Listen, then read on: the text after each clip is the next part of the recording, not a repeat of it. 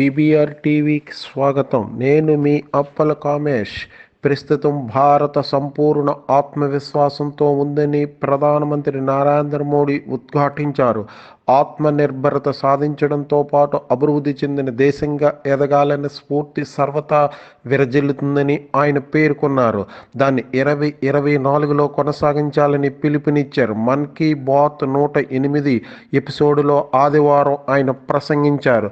గత ఏడాది మన దేశం సాధించిన అనేక విజయాల్ని ప్రస్తావించారు. భారతీయుల అందరికీ నూతన సంవత్సర శుభాకాంక్షలు తెలియజేశారు.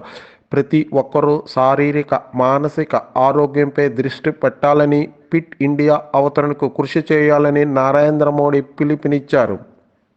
ఇసా ఫౌండేషన్ అధినేత సద్గురు జగ్గి వాసుదేవన్, భారత మహిళల క్రికెట్ జట్ captain Harmanpreet Kaur, chess దిగ్గజం విశ్వనాథ్ ఆనంద్, బాలీవుడ్ స్టార్ అక్షయ్ కుమార్ మన్ కీ బాత్లో పాల్గొని ఫిట్నెస్ చిట్కాలు పంచుకున్నారు.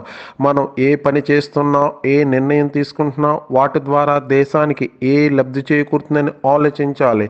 అన్నిటికంటే దేశమే ముందని గుర్తుంచుకోవాలని, ఈ మంత్రానికి మనం కట్టుబడి ఉంటే భారత్ అభివృద్ధి చెందిన దేశంగా అవతరిస్తుంది, ఆత్మ నిర్భరత సాధిస్తుంది. 2024లో మీరంతా ఆరోగ్యంగా ఉండాలని, సరికొత్త విజయ శిఖరాలకు చేరుకోవాలని కోరుకుంటున్నానని నరేంద్ర మోడీ అన్నారు.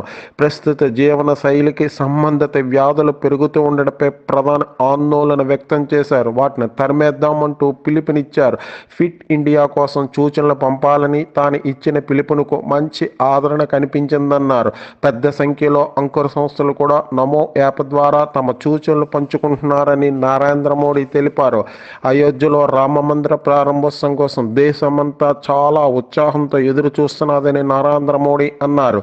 గత కొన్ని రోజుల్లో అనేక మంది శ్రీరాముడు అయోధ్యపై కొత్త గీతాలు, పద్యాలు, భజనలు సృష్టించారని తెలిపారు. వాటన్నిటినీ శ్రీరామ భజన్ హ్యాష్ట్యాగ్తో సామాజిక మాధ్యమాల్లో పంచుకోవాలని నరేంద్ర మోడీ దేశ ప్రజలకు పిలుపునిచ్చారు.